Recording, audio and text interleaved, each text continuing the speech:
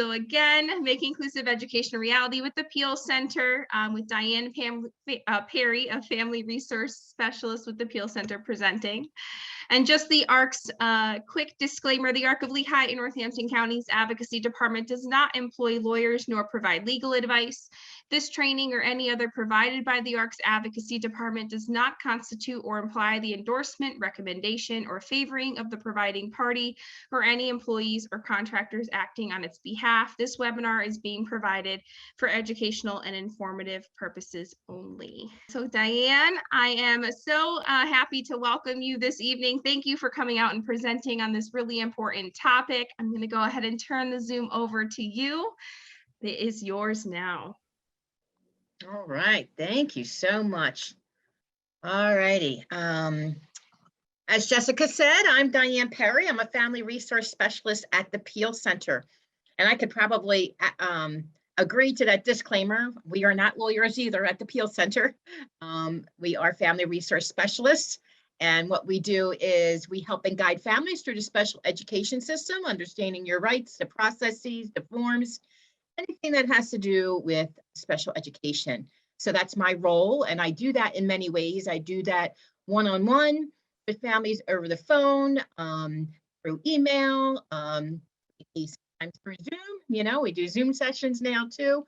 So however is best to meet the family's needs is how we do that. So yeah, I want to tell you a little bit about the PEAL Center. I already said we are a federally mandated organization. Well, actually the PTI. So we are a parent training and information center. In the IDEA, the Individuals with Disabilities Education Act, every state must have what's called a PTI, a Parent Training and Information Center. So whatever state you're in, there's always going to be a PTI. In the state of Pennsylvania, it is the PEAL Center. So we serve the whole state. I have colleagues in Pittsburgh. I have colleagues in the central part of the state, and my office is actually in Philadelphia. Also work out of my home sometimes, but I do prefer going into the office. So yeah, so we serve the whole state. I actually serve as a family resource specialist, the whole eastern part of the state. I have a little bit of help from a couple colleagues, but not that much. So, you know, we do try our best to get back to families and serve them as quickly as possible. And today, we also do presentations, which is what I'm doing this evening as well, which I also love to do. So thank you for attending my trainings. I really appreciate it. And this topic tonight is one of my passions, which is around making inclusive education a reality. And this is one of my, it's a passion because I'm also a parent of a young man, David, which some of you may know. He is 28 now though, but he happened to be born with Down syndrome. So he went through all of school with some type of supports. So everything that was given to me as far as, you know, guiding him, guiding us, we advocated and we wanted David included with his typical peers as much as possible in our neighborhood school. And we were successful in that. Thank God, you know, David did really well. He also had a huge part in that. And I'm going to talk a little bit about, I sometimes add different stories about David. He gives me permission to do so. So I'm with you for about 2 hours here. So, and I do try and watch my clock so that you know, so that I know where I'm at, so we can certainly get through all the information. Because I got a lot of jam-packed things in here for everybody to give you resources and guidance around inclusive education.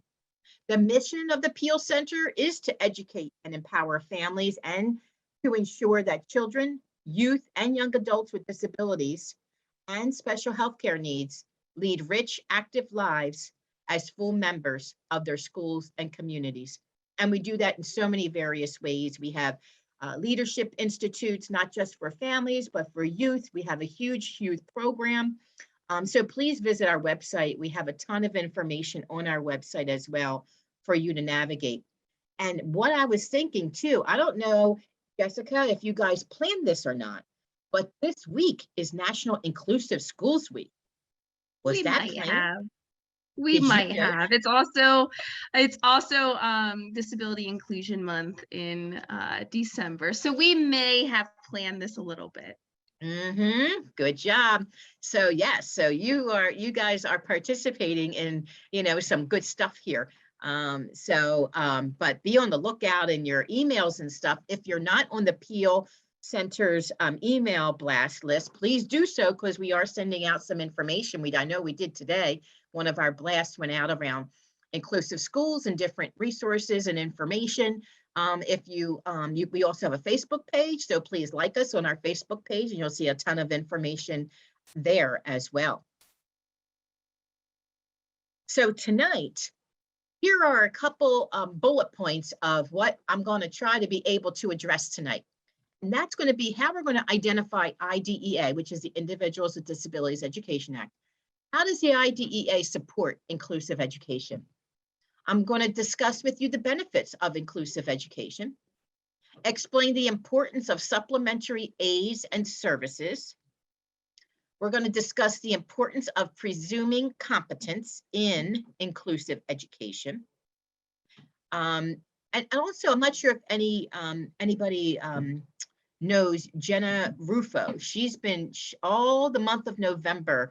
She did little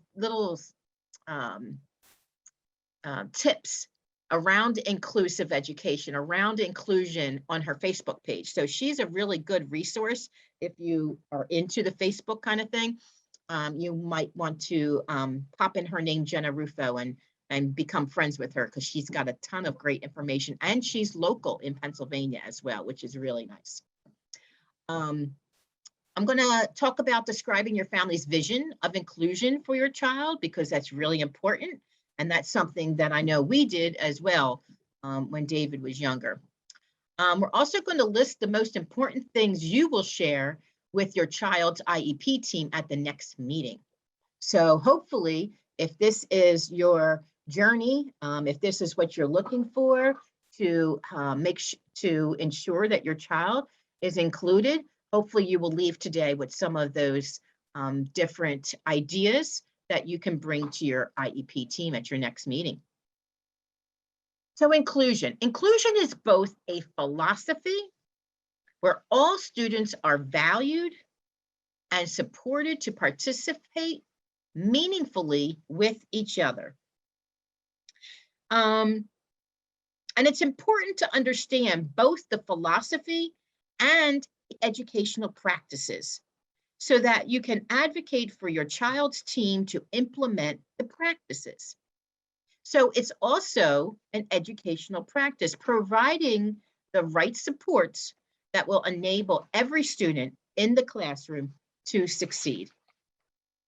So let's talk a little bit about the philosophy. This statement about disability is part of IDEA federal legislation. This is what parents already know and what they want everyone else to know. They see that everyone benefits from coming to know their children and learning alongside their children. So in IDEA, it says disability is a natural part of the human experience and in no way diminishes the right of the individual to participate in or contribute to society. So what is inclusion?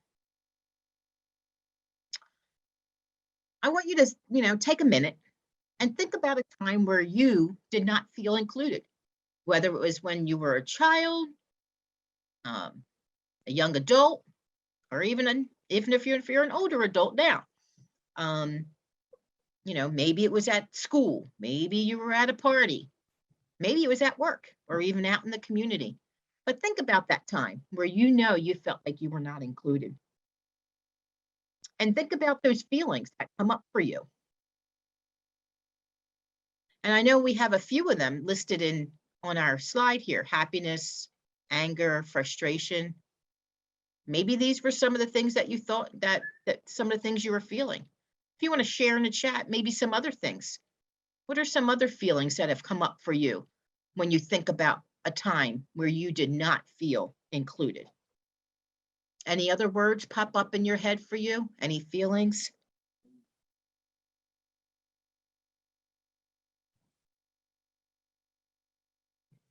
Not feeling respected. That's a biggie. Yeah. Anybody else want to share in the chat? I have it open. I'm looking.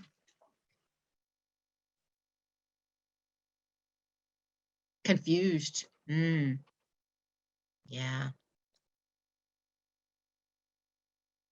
I think for me, it kind of like, it's one of those things where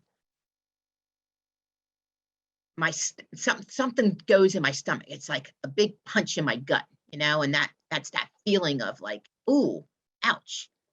I'm not feeling comfortable here, disappointed, disregarded. Yeah, really good words. Really good words. Thank you for sharing. So what inclusion is?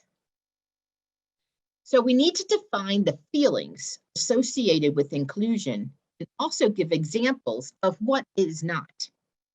So the examples give us opportunities, make us feel we belong, celebrate our differences, and the non-examples make us feel isolated, maybe different, unequal, right? So it's always good to know, yes, you know what inclusion is, you know what it feels like, but it's also important to recognize what it's not.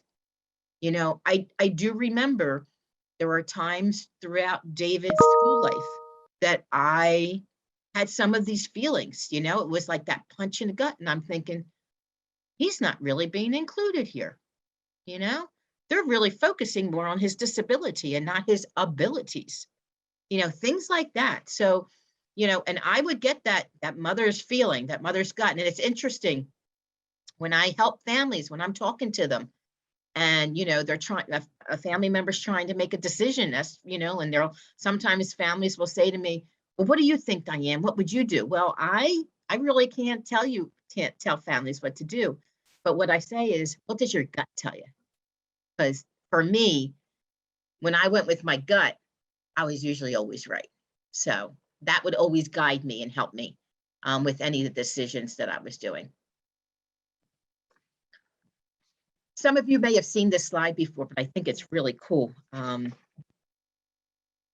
These are visuals of what inclusion is. Imagine all of us are red, green, yellow, and blue. We all share the same space and are given access to everything. Exclusion is is that only one color is included. The rest are on the outer circle. So that's exclusion. Segregation is what happens when you are not part of the group. Instead, a separate group is created for you. Comparable to school, that would be sometimes your, life skills classrooms, autistic support classrooms, right? That's segregation. It's a group separated from everyone. And then there's integration, and that's being inside the circle, but still separated from others. We want all students to feel welcome. We live in a very diverse world, and that's how schools should be. We should be, eventually all of our children grow up to be adults, and we grow up to be adults to live in a diverse world. So that's where it needs to start in school, having that full inclusion, like that first circle shows us. Inclusion means that a person with a disability has the same rights, access, and choices as everyone else in a community. Inclusion is now considered a universal human right. So there's been some evolving language over the years. And some of the words that used to be used several years ago, and sometimes you still might hear that from like a veteran teacher or a veteran administrator that's been around for a while. And the philosophy and the practice of inclusion has changed over time as well.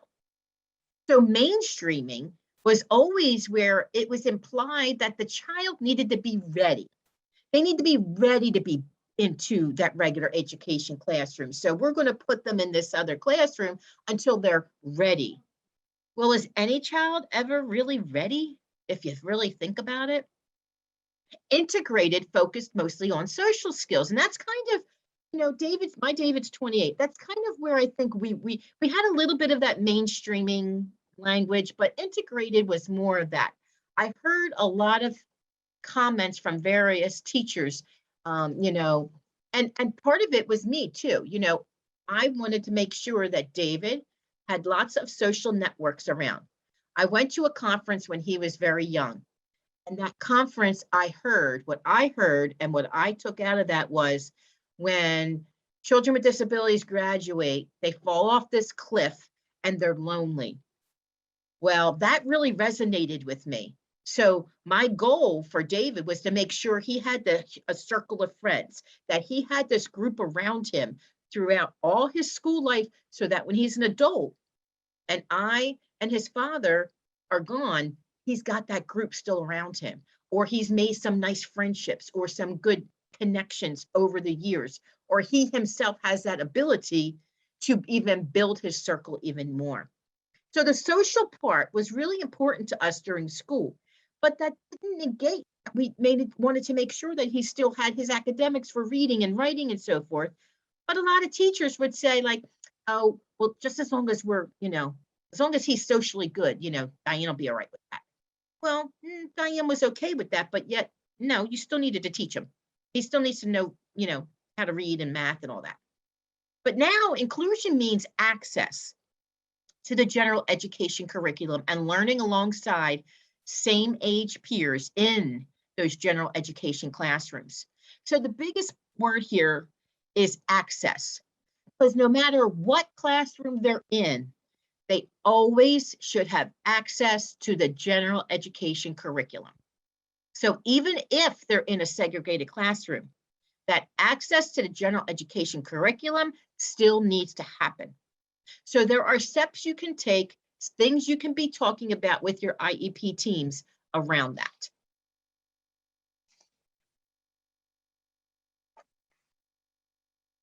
So when Jessica sends the PowerPoint, she's also going to be sending some handouts. And one of the handouts that you're going to be getting is the LRE Back, Least Restrictive Environment Back, Basic Education Circular. So it's in the law. The words least restrictive environment is in the law. And that handout kind of goes over the actual language that's in the law. Families value inclusive education because it mirrors communities. People with disabilities are part of the diverse makeup of any community. As an adult, there will be no separate systems or separate stores or separate movies or separate religious communities or recreation facilities for people with and without disabilities. It's all inclusive, right? You don't go to the special education store or the special education McDonald's. It's all inclusive. There are no average learners in school. There are kids of very diverse backgrounds, understandings, and skill levels. All kids learn at different rates, in different ways, and approach a task in a variety of ways. There is no one size fits all. Now, my David was born with Down syndrome, and I would hear a lot of different comments about, oh, all kids with Down syndrome do this, or all kids with Down syndrome, and I would always say, when you meet one child with Down syndrome, you've only met one child with Down syndrome. Certainly there are some similarities. I will agree to that, but they're not all the same. And you cannot assume that just because one child or a couple children with Down syndrome learn this way for you, that doesn't mean that this third child are going to do the same thing. Very different. Their languages are different. Some children have multiple disabilities. Some have some special health care needs. So it is very diverse, even within a certain disability.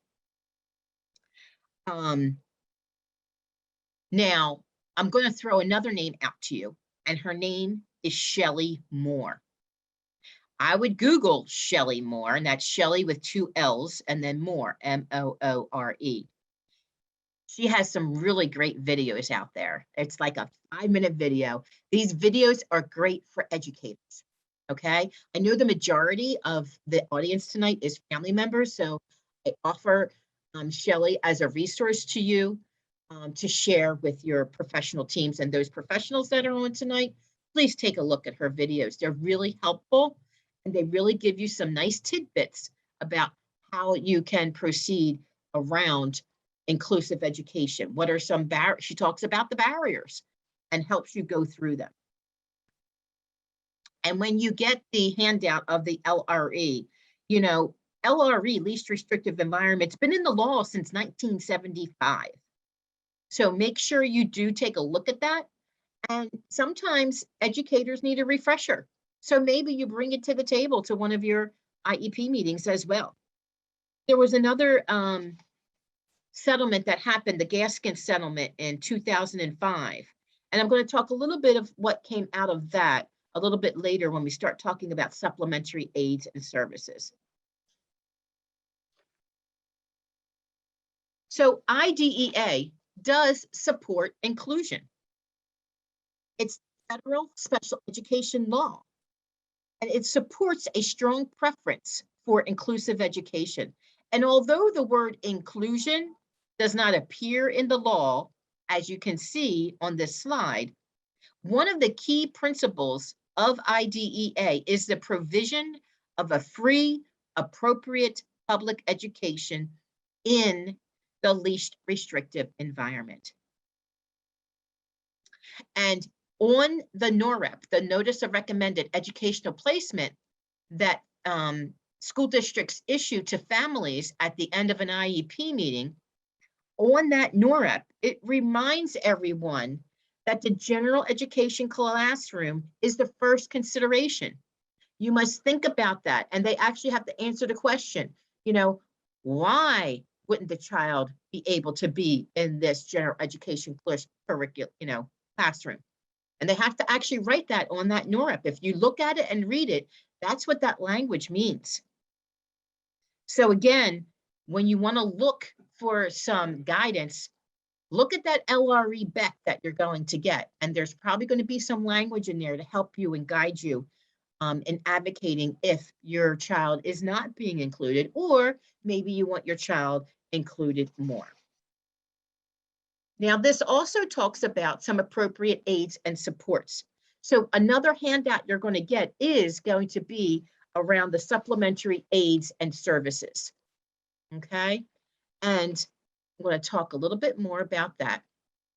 So according to IDEA, special education is not a place or placement or a prepackaged program. Special education is a service for children rather than a place they are sent. And I always like, I'm going to repeat that again. Special education is a service for children rather than a place they are sent. I have many, many conversations with families when they call me, and you know, we talk about placement a lot of times, right? And placement is, I mean, that's the biggest part. But again, special education is not a place. Yes, you go through the IEP and you go through all the related services and the supplementary aids and accommodations and modifications, and then you talk about where do we do this? Okay, it's a conversation to have. The service goes with the child. The child does not have to go to the service. And there are lots of supports and resources for children. The biggest one that I do talk about a lot is the supplementary aids and services. And there is a supplementary aids and services toolkit. And one of the handouts is around some of that information. You can also go to Patten's website, pattan.net, and you can put in SAS Toolkit, Supplementary Aids and Services Toolkit, and get lots of great information. It's a process, you know, it is a process, and it doesn't have, I mean, trust me, it was lots of meetings, lots of conversations around ensuring that David was included in his classrooms. with the right supports and services that were there to help him to be successful. Okay, so it is a process, it just isn't like, okay, it happens. No, it's a process, and sometimes it's a give and take situation. I learned how to negotiate. I didn't know I could negotiate, in the beginning when David was born, and I certainly have smoothed my points, because I was not one of those nice parents at the table in the beginning.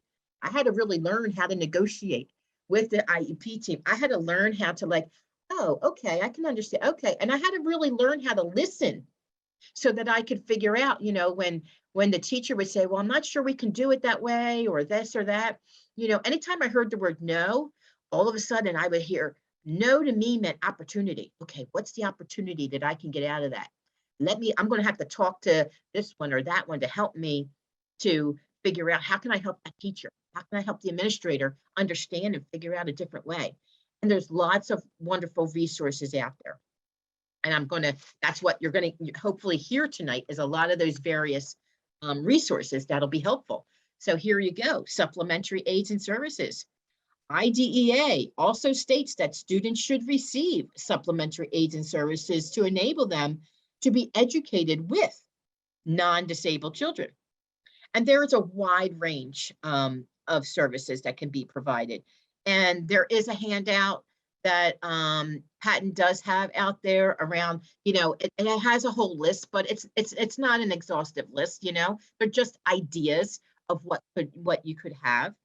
And so there are some examples out there, but there are so many different things. And some of them teachers do all the time. It's called universal design for learning. They automatically just do this for all kids, right? But sometimes you might need to be a little bit more specific for children if they have a higher need for a different way, that they might have to work on that different service to to give the student an opportunity to be successful in that setting. So this graphic illustrates the idea of the concept of least restrictive environment. The critical variable is the amount of time that the student is included and learning with non-disabled peers. This is where you start, right there where the green arrow is. You start there with the supplementary aids and services, and then you move along the continuum based upon the student's individual needs. Notice all students start as part of the whole. Every IEP team should start with the question of what supplementary aids and services can be provided in the general education classroom to enable the student to learn with non-disabled peers. There are times when an IEP team will decide that a student needs some services outside of the general education classroom in order to provide a more meaningful educational benefit. However, the IEP team is required to explicitly discuss which supplementary aids and services could be provided in the general education classroom. And there are specific questions about the SAS that the IEP team has considered in the annotated IEP. So another handout that you're going to get is the annotated section of the IEP around placement.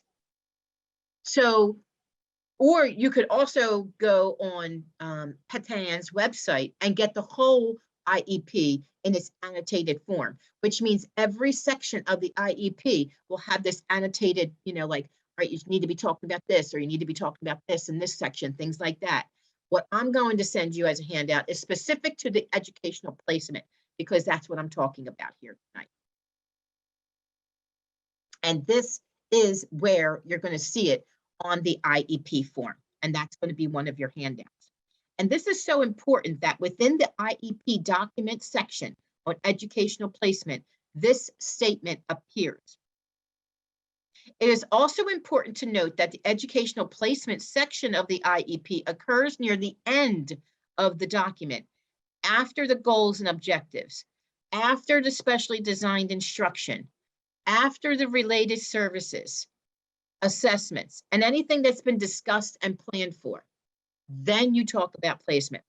All of those components are to be discussed without predetermining placement, because it needs to be an IEP team decision where the family and the student is part of that decision. There are also on the IEP, which you're going to see in that section that you get of the annotated portion, are these questions for the IEP team. There are 4 questions for the IEP team. These 4 questions came out of that Gaskin settlement back in 2005. So this is really critical. These 4 questions, sometimes, I'll ask families, when they're talking to me about placement, well, did you go through the 4 questions? What 4 questions? So I have to tell them, or I suggest to them what these 4 questions are, or I direct them to them. And a lot of times, and I've been at plenty of IEP meetings, it's already filled in. So sometimes as you're going through the IEP, you are answering some of these questions, but it still needs to be a discussion at the end. And all these questions are there because you need to discuss it before determining the extent to which the student will not participate in the general education classroom. While we don't have time here to dissect each question, these questions are a powerful tool for ensuring that the IEP team is following the IDEA least restrictive environment requirement. That is what came out of that Gaskin case, and that's why these 4 questions are very important. If every IEP team truly considered these questions and acted accordingly, many more children would be included in general education. And here's the other 2 questions.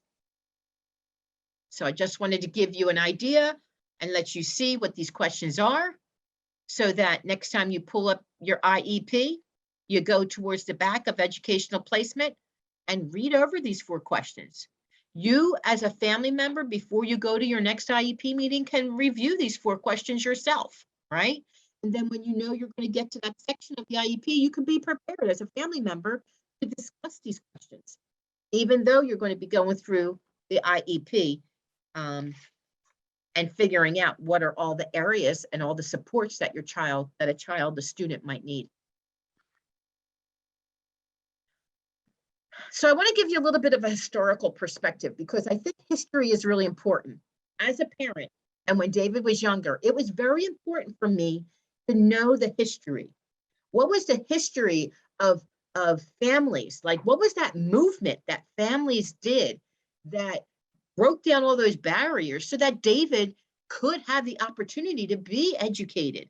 Years ago, children with disabilities were not even educated in buildings. And then once they got into the school building, they were educated in the basements. So there's a long history of this, right? So it's really important. And I see it as my role as a parent to continue to break down those barriers that other families have broken down for David, and for me to continue to advocate for our children. So particularly with students who have complex needs or intellectual disabilities, communication and behavioral challenges, we still see great variability in how and where these students are educated. It is important to understand the history of the rather young field of educating learners and complex needs in order to have change moving forward. So there is a question on the screen here. In what year were schools required to educate all students with disabilities? I'm going to check the chat to see if anybody knows what year that was. Now, that's been on the screen. You guys could have Googled it. I'm not going to say Google it now, but anybody have any ideas? What year? Let's see some years in there. 1976, 1975. Any other guesses? It is 1975. And when you think about it, yeah, we're in 2021, but 1975 really wasn't that long ago. When you think about that, prior to 1975, schools could declare a student uneducable uneducable and deny them services. So, yeah, wasn't that long ago when you really think about it. There's a little bit more focus for you around the educational, the students with complex instructional needs and just kind of what has happened, you know, starting from the 70s to the 80s to the 90s and then now into the present. You know, it started back in the 70s as a developmental model, right? It was like that medical, you know, it was around their disability, a huge focus on that medical diagnosis and developmentally, where were they? And, you know, how are we going to be able to teach them, and how do we learn how to do this and learn how to do that? And, you know, so it was more of a developmental model. And then when you started to get into in the 1980s, we shifted more to a functional life skills approach, you know, which kind of focused on teaching the skills needed to function as independently as possible.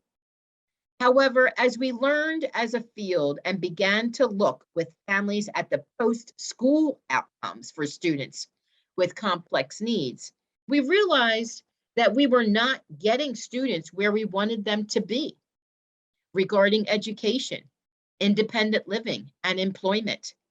And they did not have quality of life after school.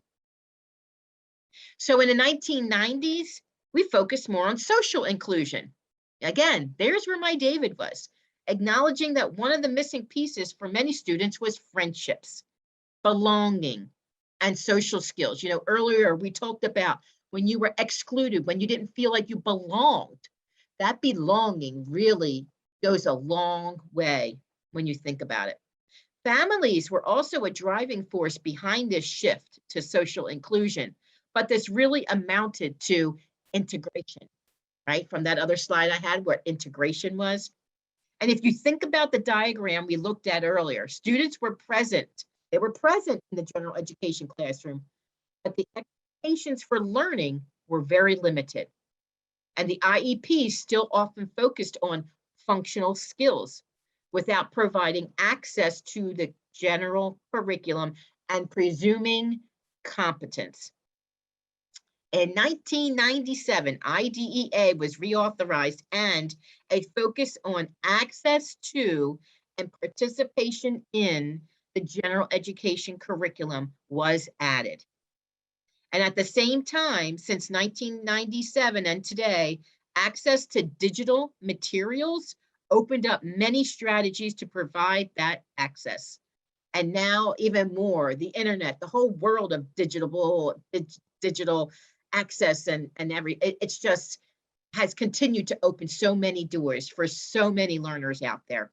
I was actually at a legislative breakfast recently, and it was about students who had a diagnosis of autism, and they were what's called spellers. I forget the whole thing, but they spelled. They had and it's a there's research about it, but not a lot of research where this gave these adults a voice. They spell what they want to say, and that when they were in school, they were never given the opportunity to say, you know, they were described as nonverbal in school. So teachers and educators and people thought that they didn't know anything. And oh my gosh, these young adults were spelling and talking, and one young man has written 2 books already because this door of spelling, you know, all what he wanted to say, all what he wants to say, he wrote 2 books. So, you know, the opportunities are continue to open doors for so many students, for so many adults, you know. So our you know, we're probably going to have to continue to update this slide as well. You know, what does the year 2020 look like? You know, 2020, maybe we need to add what's going on now kind of thing on this slide. So, because it continues to evolve, especially for students who have these complex instructional needs. Apparently, those of us who are thinking about inclusive education and access to the general curriculum have seen these shifts an educational program in some schools and classrooms and would like to see them in other schools and classrooms.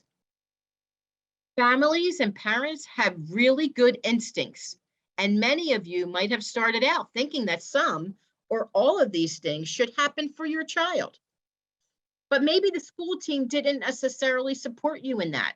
And so you might have advocated for that for your child, and maybe you still need to advocate for them.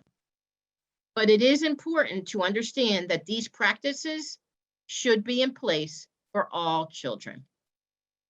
And interestingly enough, I had lots of barriers in trying to, have David included. And, I just continued to advocate and just kept holding strong. As a parent, I didn't have the PEAL Center back then, but I had lots of other parents out there that were walking the same walk with me. And trust me, I needed them to continue to advocate because you get tired, As David got older, I got older and I got tired. But you know what? We just had to keep on trudging through. And that's what families do. So regardless of the setting and program, even if the IEP team decides that at this time the student should not be educated in the general education classroom 100% of the time, they should still be engaged in a school schedule and program similar to their peers. They should be expected to learn challenging academic content, and all kids should have an IEP that includes both academic and individualized goals with a clear description of how that access to the general education curriculum is going to be provided. Hopefully you're hearing this theme of access to the general education curriculum, access to that's the keys here. You need to have that access. And all students should have access to instructional materials, communication methods, and assistive technology that can promote active and meaningful engagement. I remember David, it was very hard for him to, say certain words. His language was a little difficult to understand. Back then we had, I think it was called IntelliTools, IntelliTalk, or something like that. And I believe it was third grade. And in third grade, they were working on book reports. And he had to do a book report. I'm trying to think, Daniel Boone, I think it was. And so he had his speech therapist helped him with this book report. And he had the Daniel Boone hat, but he utilized this device where it talked about, and he highlighted who Daniel Boone was. So his way of presenting it was very different than the other students who actually wrote out, a book report. David's was verbal. And, so that's when I talk about supplementary aids and services, it's ways like that. It's those creative ideas, unique ways that some students can get how they need to be able to, participate and how they have access to the same curriculum. So sometimes it does take some creativity. But when you think about it, and I'll have a little bit of information about this too a little later, it all gets down to the Universal Design for Learning, UDL, and UDL, Universal Design for Learning, is not special education. All teachers learn about UDL when they're in college, because you're teaching to all learners. And some of these concepts are just very natural to teachers, but sometimes we do need to be a little bit more creative for those students who might have more of the complex needs.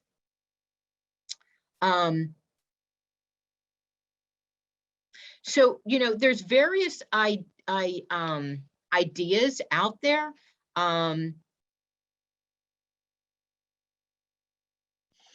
For teachers who need to make links to the big ideas of general education curriculum, Pennsylvania developed tools to support them. And one of them is including the alternate eligible content that provides guidance for teachers on instructional content that is both challenging and appropriate for students with complex needs. So that's the alternate eligible content. And if you Google that on Patent's website, you'll get a whole host of good information around that. Passionate, active, loving, hardworking, sweet. Good, good. I love those words. Spirited. I love that. Resilient, determined, loving, eager, out of the box thinker, creative problem solver. These are wonderful, wonderful ways to describe the child that you're thinking, or any child, right? You know, sometimes for families, I have these hard conversations with them when they get these evaluations or reevaluations. And even when I would get them for my son, David, I used to call them reality checks, right? Because I had all these wonderful words that you described. And I would describe David like that all the time. And sometimes the educators would say, you know, maybe she's in denial. And now I'm not in denial. But we have to look at those positive attributes that our children bring to the table, and you build off of those, right? Because these evaluations many times tell us what our children can't do. And it gets very negative, right? And unfortunately, teachers read these evaluations. So they're like, yeah, but David really can't do this. And David can't do this. And I'm like, that's true, but maybe he could try it this way. But maybe because, you know, he has a loud voice, he could do it that way. You know, take one of those wonderful attributes that David has and figure out how we can turn that negative into a positive. And that's what's describing presuming competence. So I'm going to stop sharing my screen and I'm going to let somebody else talk because I'm going to share a video.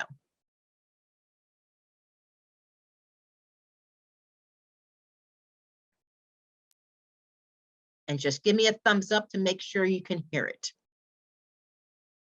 I feel like it's so crucial not to underestimate people with disabilities, because we can never guess what's inside.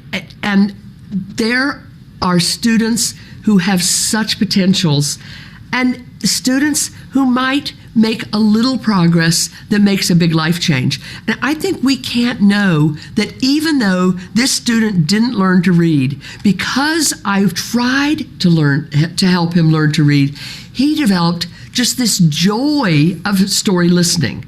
And that enriched his life. Because we tried to write, we built his vocabulary. And so now he understands more things we talk about. He never became a writer, but his life was enriched in the trying. And so we can't underestimate and we can't stop trying, because we just never know where this journey is going to take us. And we never know what we're going to find along the way that we never expected. It takes us in a different direction sometimes. And we didn't get to Banff, but we found this other place that was pretty darn neat. So keep trying and you'll get somewhere cool, and you will have progress, even if it wasn't exactly what you're expecting. Okay. So now I'm going to go back to my PowerPoint. I love that video. I've seen it so many Right. times and it never gets old. Yeah, that's Dr. Caroline Musselwhite, you know, and you're absolutely right. And this is what I love about Dr. Musselwhite. You know, when we presume confidence, here's what happens, right? It's up to the adults in the room to figure out how we provide the access, not whether we can, right? It's about how. It's important that the participation and engagement is meaningful and the instruction works for diverse learners and is considered age appropriate. It's important that your school mirror the community, right? So you need to think about the how, not whether. And kind of let you know what Dr. Musselwhite talked about is it's about that journey, right? You know, like you have that vision, and I'm going to talk a little bit about that vision, what you need to do, but it's the steps getting up to that vision. And I'm going to share some examples about that too in a few minutes. Here's another wonderful person that I love, Cheryl Jorgensen. She's another one you might want to look up. And she says here that the most dangerous words were, she won't get anything out of it. And I don't know about how many of you might have heard this, but I certainly did at a couple IEP meetings. What's David going to get out of that? Why would he want to be in that class? Why would you want him to learn that? So think back to your school years. No one made you promise you would use your academics.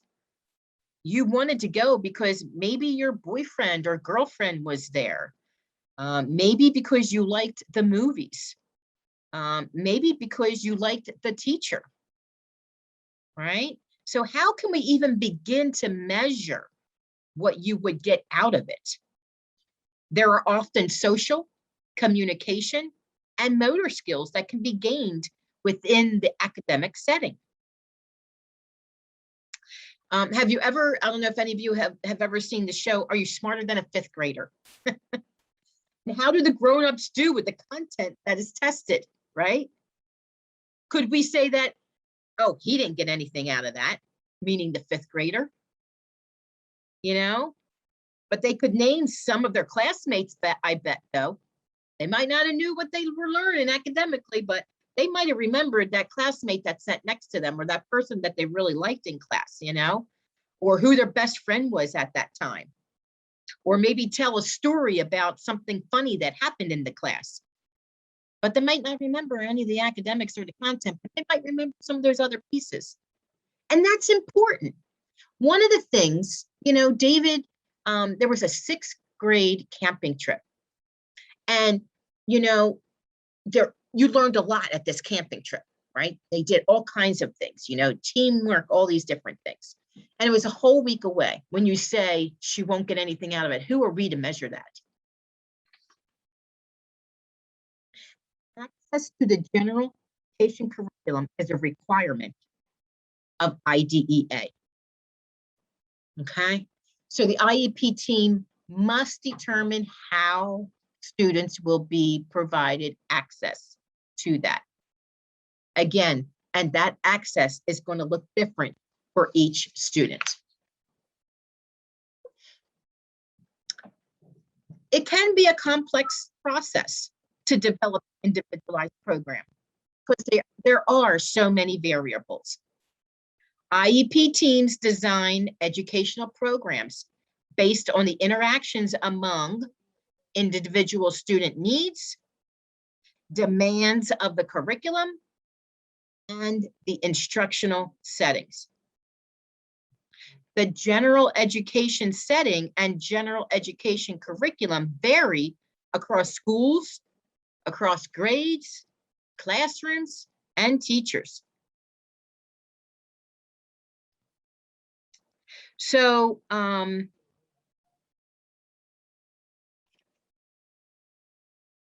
me give it, I'm trying to look at one of my examples here to give you. So, you have an 8th grade student who uses a wheelchair and has an intellectual disability. This child attends his neighborhood middle school, and the curriculum is aligned to the Pennsylvania academic standards.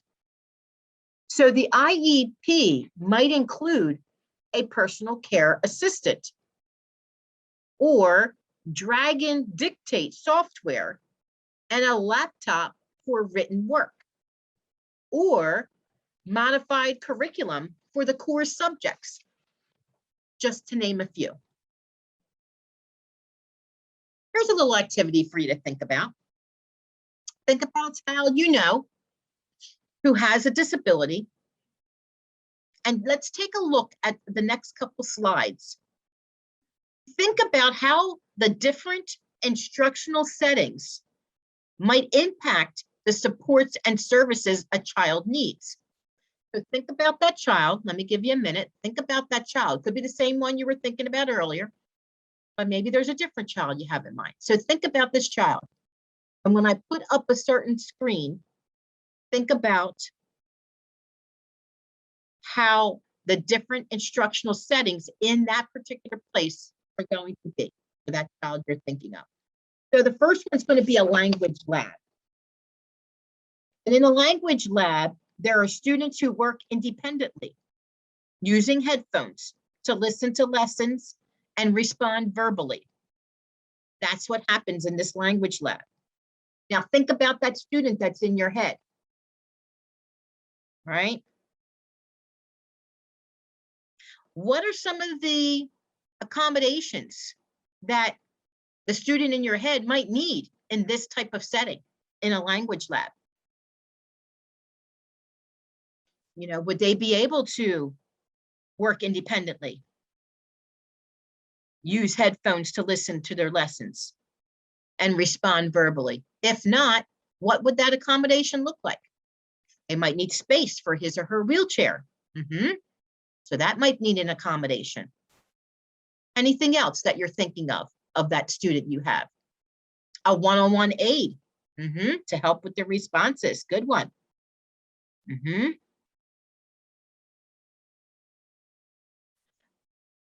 A keyboard so that they can type out the responses instead of saying them verbally as a choice. Good, good.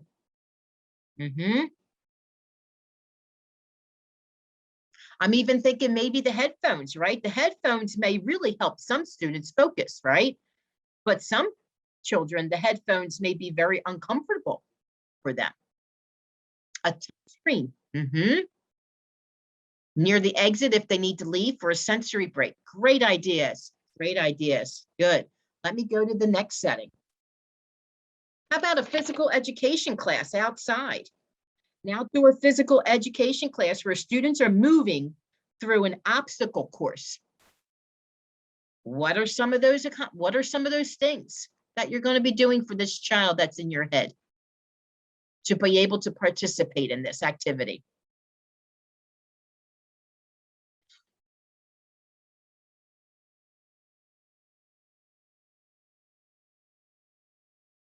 One idea is that maybe they're going to need a buddy to help them through the sequence.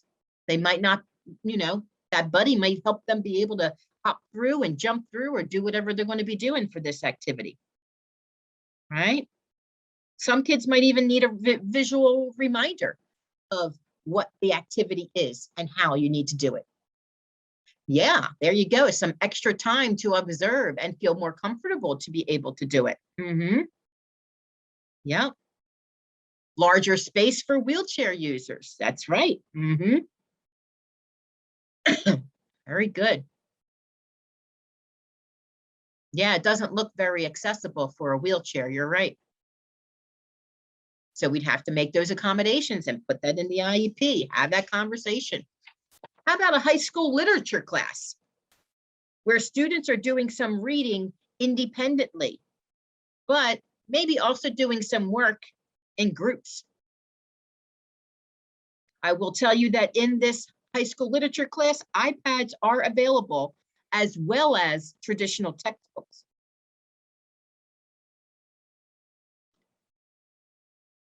So a student might need some reading software.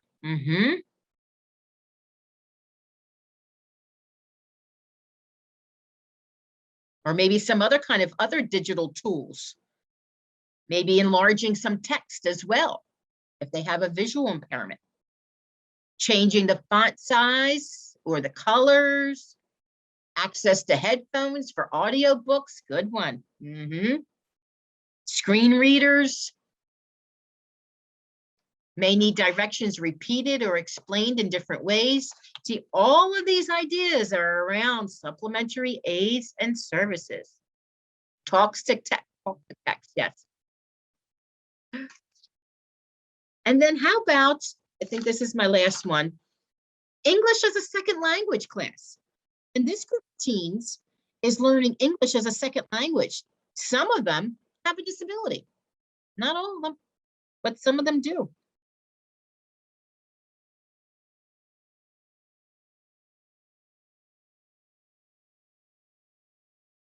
So it's important that any assessments or evaluations need to see if a child qualifies for special education are conducted in that child's native language.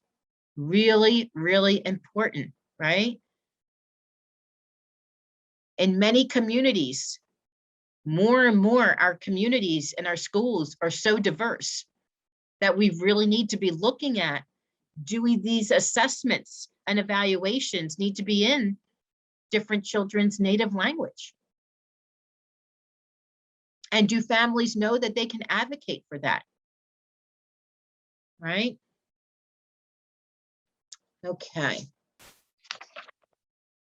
So, successful, inclusive classrooms. Here are varieties of ways to learn. I talked earlier about that universal design for learning. I want to tell you that the Bureau Director for the Special Education Bureau Director, Carol Clancy, in the state of Pennsylvania, this is where her passion is. This is where her goals are, that all classrooms, all teachers and school buildings get a variety of ways through the universal design for learning. She knows that students, all students, can learn in inclusive environments. And here are just some of the ways, some resources for you to utilize. Patton has a lot of information around universal design for learning. Focus on utilizing strengths and strategies by Paula Kluth. She's another wonderful person that has all kinds of great information, particularly for students who have complex needs as well. And then there's also two booklets, and these are on the PEAL's website, Achieving Inclusion and Strategies of Inclusion. And these two booklets are available in hardback that we could either mail it to you, or you can go to our website and you can download. And these are wonderful resources to help you as a family member to learn about the different strategies and what to do. But it's also a nice gift to give to your team, to your teachers, to the administrators, to help them understand too, right? I also want to add the SWIFT schools. So I'm going to stop sharing, and I want to be able to share a website with you. And it's called Swift Education Center. And on this website, there are so many tools to use. They have a ton of resources, but their website is all about building equity and join the justice, right? We believe together we can transform education so that it benefits each and every student, their families, and ultimately the communities in which they live. And I just love this right here, where they start off with inequality. And look at this picture, inequality. Then you have equality, right? They're equal here, but then you have equity. And they build it a little bit differently. And then you have justice. So it's a really cool, I just love that. The Swift Education Center will not be silent about pervasive and systemic racism impacting Black student families and communities. Today, we deepen our commitment to dismantling inequitable and harmful education systems and structures. We will actively and intentionally work with our partner schools to end the ingrained patterns of marginalization and disproportionality that harm students of color and their families. Today, more than ever, we embrace this imperative. We are all better together. And they have all kinds of resources and frameworks and all kinds of different access for ideas for teachers and administrators. You can have an inclusive policy, structure, and practice. And sometimes some of this needs to go to school boards as well. So there's all kinds of tools on this website. So I encourage you to go to the Swift Education Center. It's just swiftschools.org. Universal design for learning is a basic underlying process for what we do as teachers. It is the heart of effective instructional design. It's what we consider from the outset of any unit plan before we choose a tool, turn to a page, open a file, or greet a student. UDL is best practice in general education settings and work.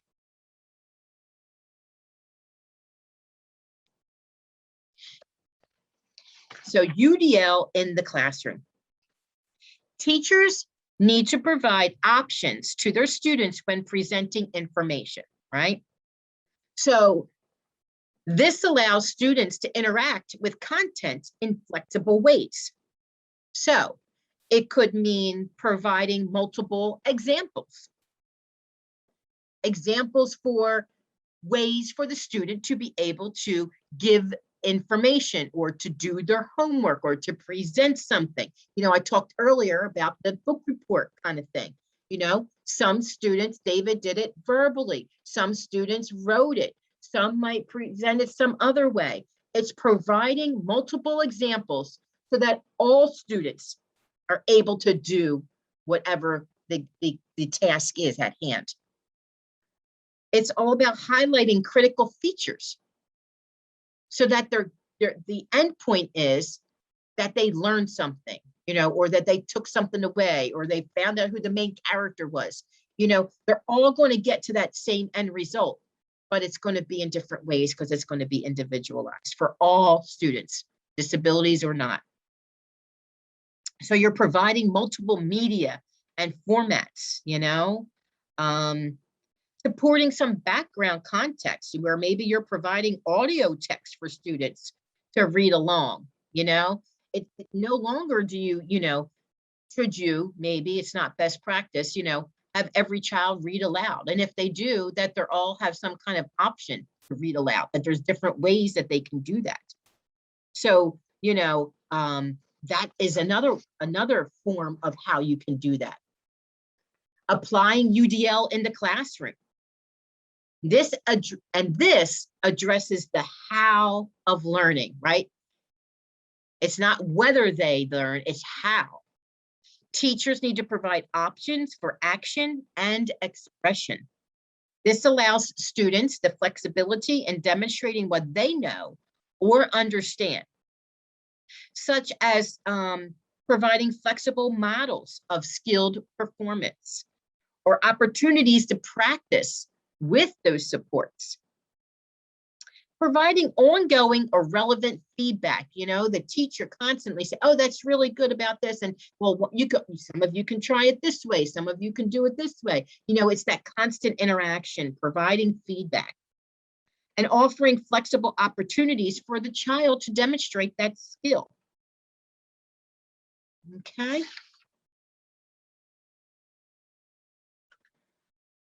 Michael Giangreco clearly illustrates through this cartoon another perspective of UDL. So I'm going to read some of the captions here. You know, and if you look at the people in the audience, they say, could you please shovel the ramp? And then the shoveler says, all these other kids are waiting to use the stairs. When I get through shoveling them off, then I will clear the ramp for you. And then the child using the wheelchair says, but if you shovel the ramp, we can all get in, right? But some people are all focused that, no, they got to do the steps. But if they did the ramp, everybody goes up, right? So, I mean, it just really illustrates this cartoon. It represents UDL. This is what Universal Design for Learning, where everybody can do the same, utilize the same concept. Okay, and this is what also is called specially designed instruction.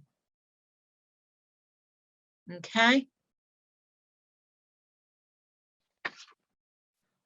All students benefit from inclusion.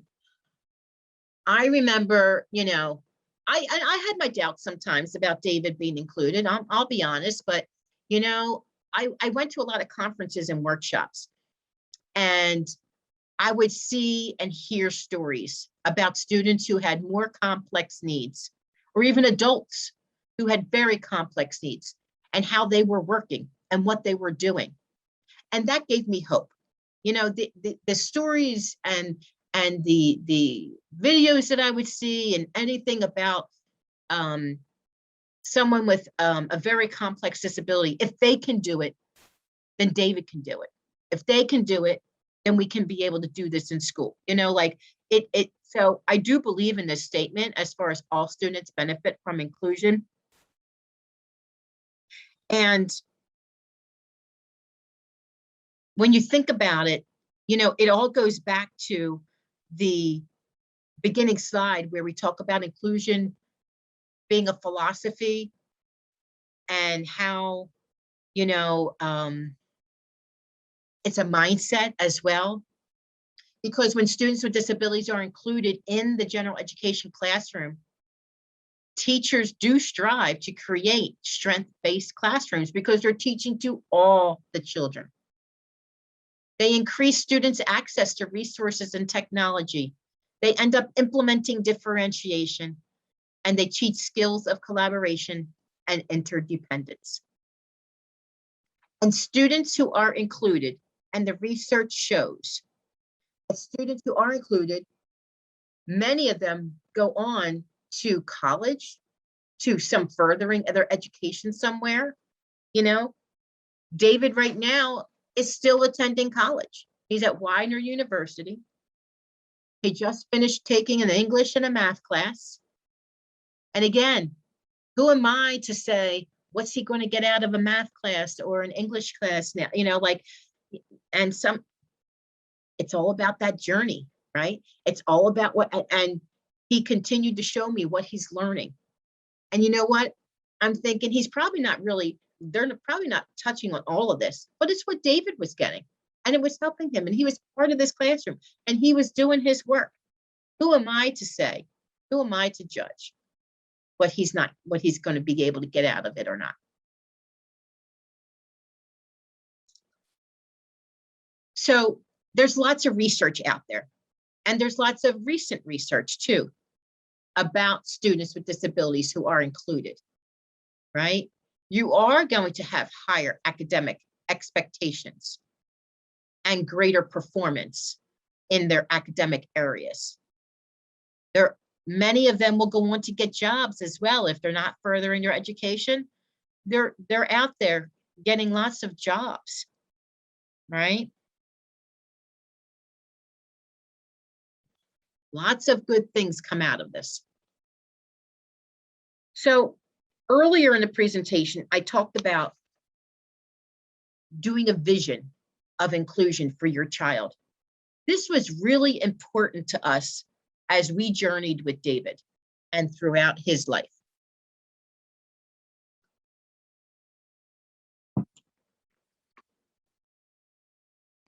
Families are beginning with the end in mind. They are invested in their child's life for a lifetime. They are thinking about what will lead them to a full, rich adult life. And the law says that parents must be informed decision makers. That's what IDEA says. And I tell many of the families that I talk to that call in that you need to be an informed decision maker. And one of the ways you can be an informed decision maker is by understanding, you know, the evaluation, understanding the IEP, but it's also you coming to the table, or your child coming to the table with your vision, with informing the team, informing the school team where you would like to see your child go. What is your vision? The first line that we had on David's vision for many years was, David will be a tax-paying citizen. Because when you think about that, when you hear about a child who's going to be a tax-paying citizen, you are presuming competence. To be a tax-paying citizen, they may need to go to further education, to college or something like that. You are going to teach them algebra maybe, or have access to algebra. You will have access to Shakespeare. You know, you're going to have all of these opportunities because you don't know where that's going to lead that child. You need to have that vision. You need to have that end in mind for your child or for your student that's in your classroom. So creating your family's vision of inclusion or for your child is really important. If you go to this PACER's website, pacer.org, they have a wonderful sheet to help you start to think about, you know, your child and consider ways that the school can help presume competence. The student snapshot is a really great resource, because then what you do with it is you share that with your IEP team. You have to start with some tools around your family's vision of inclusion in general.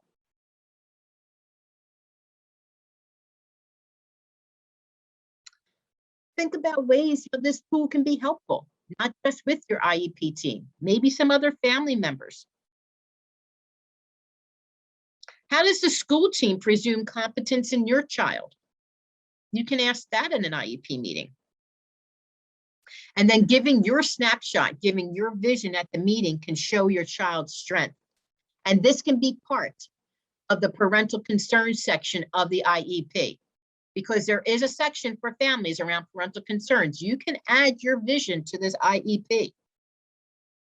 You know, talk about what your child's day may look like before school, during, or after. Because again, earlier I talked about how sometimes families hear a lot of negative things about their children. So it's really important that we bring that positivity in and we talk about all the gifts and talents your child has. And as your child gets older, they then need to take ownership of their own vision. David, eventually, when he started, I think it was towards the end of middle school, beginning of high school for sure, he started putting a PowerPoints together about what he wanted for his life, about what he wanted to do when he graduated. He would have slides on what classes he liked and what classes he didn't like, or maybe what classes he wanted to take next year or something like that. But he was sharing what his vision is. His voice became the voice at the table. Instead of me talking, it became his voice. And I then got to take a back seat and was able to support him with his vision and with his voice. And it helps the school team stay engaged, to be thinking about all these various ways. You're changing the conversation. Families often approach a school about having high expectations and a future vision for their child. Sometimes a team may say directly or imply that they are not sure or don't know how to successfully include your child in the general education curriculum. Sometimes you might hear, we don't have the time or the tools or the skills or the knowledge. And these definitely can be barriers. But what we want to do is start shifting that conversation from we are not equipped to how do we become equipped? It's all about the how. What can we build into the IEP to support educators and related personnel become equipped, not only for your child or your student, but for other students with disabilities as well? You know, my hope was, you know, whatever barriers, whatever we did for David, that teacher might be able to utilize that for another student that they might have in their class, or for all the students that they have. Because a lot of the accommodations that David had, a lot of other students could benefit too, whether they had a disability or not. But it's changing that conversation into the how. There's a ton of resources out there to support teachers. So it's all about bringing that to the table. And how can that happen? And Patent is there for educators. The intermediate units are there for the educators, for the school districts to utilize the strengths that they have and the trainings that they have to be able to bring, you know, their expertise to the table.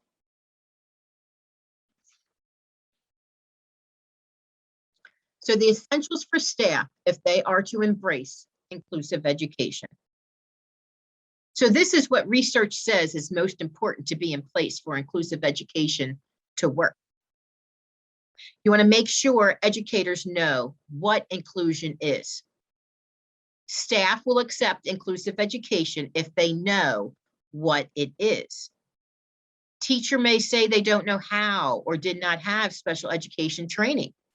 You know, if they're a general education teacher, sometimes you may hear that. And I did hear that along the way. They may not be sure that they could hold a child to same learning objectives as other students.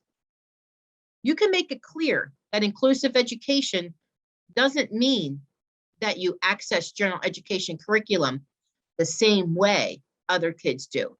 It means they are accessing the general education curriculum, period.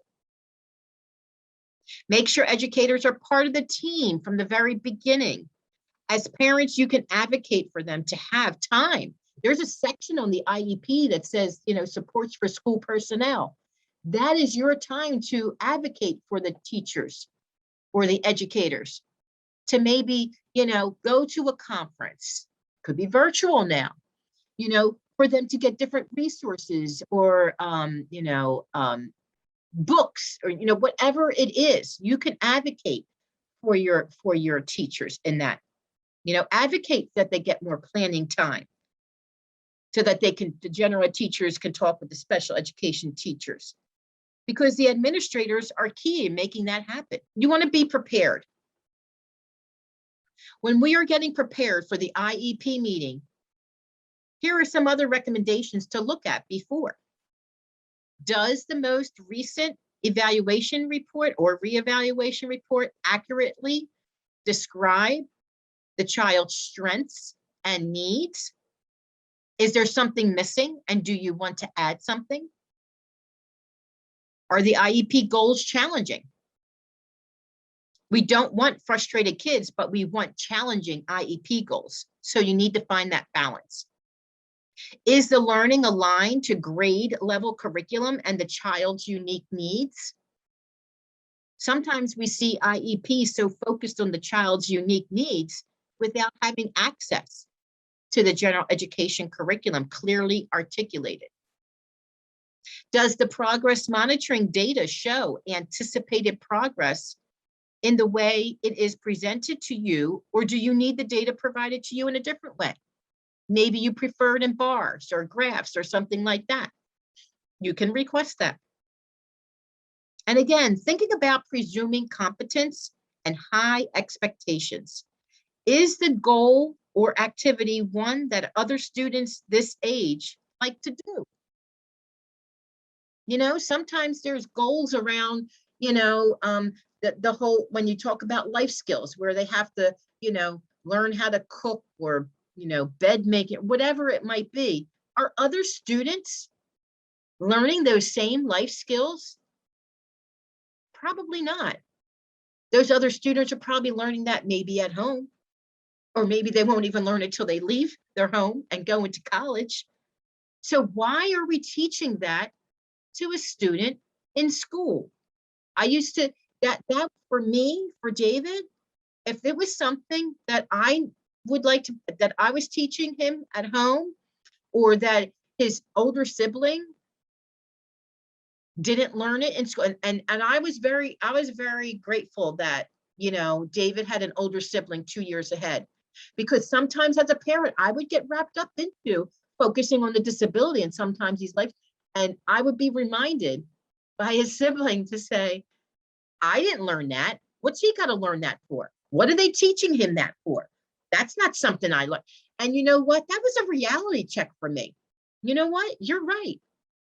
Why does David have to learn it, that when you didn't learn that when you were, you know, so think about these things, right? Talk to your friends. If you don't have an older sibling, talk to other people, talk to other families, get some of that information. These are some questions just to help you, right? To help you start thinking about and how you can be prepared moving forward. You don't have to do them all. Maybe you just take 1 or 2 questions and figure it out that way. But try to be prepared. And then monitoring the IEP implementation. Keep an eye on that. An IEP should not have the same goals and objectives from year to year. So keep an eye on that. Are these goals changing year to year? Is your child making progress on that goal?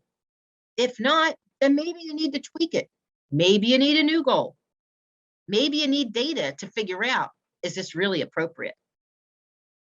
That's why you have IEP monitoring. What do we need to change and how can we teach differently? What might work better? Is there a different time of day or strategies for instruction that would work better for the child? Are the progress reports really showing progress and what is working and what is not working? It's got to be meaningful progress. Okay.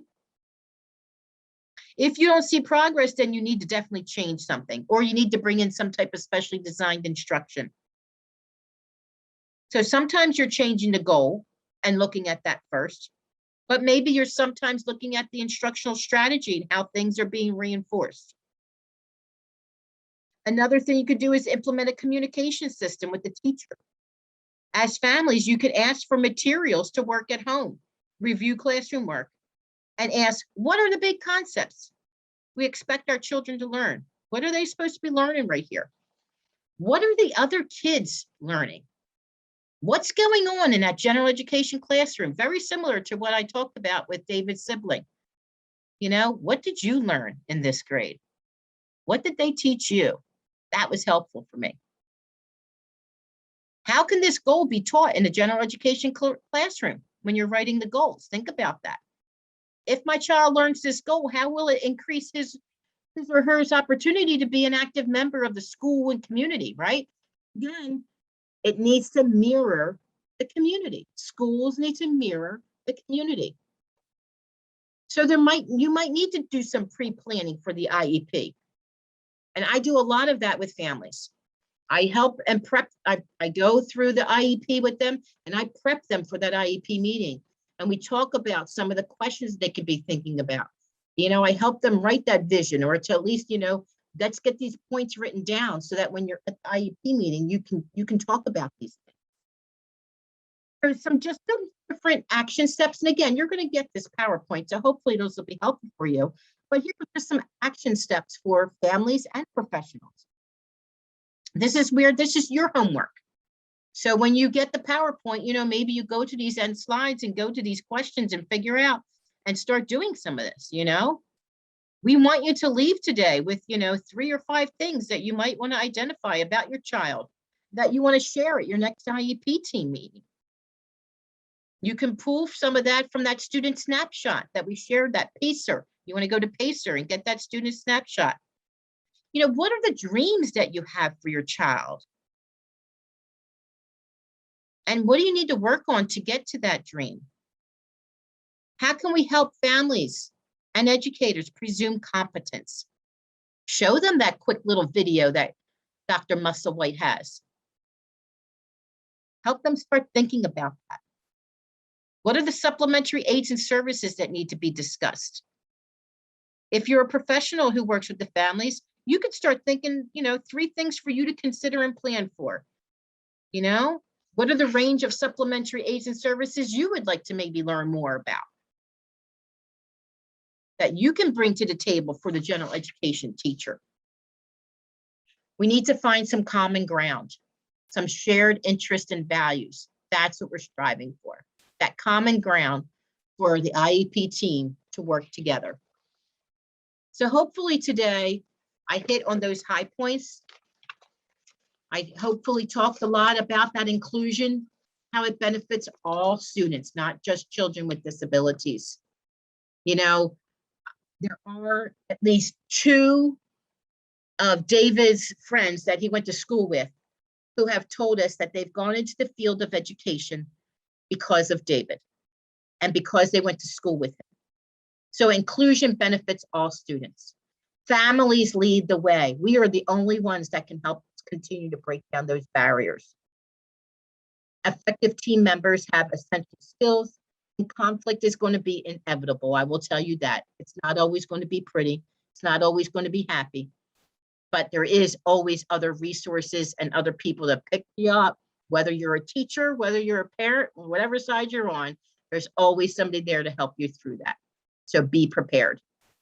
Here's all the contact information at the PEAL Center. You can reach us in any way.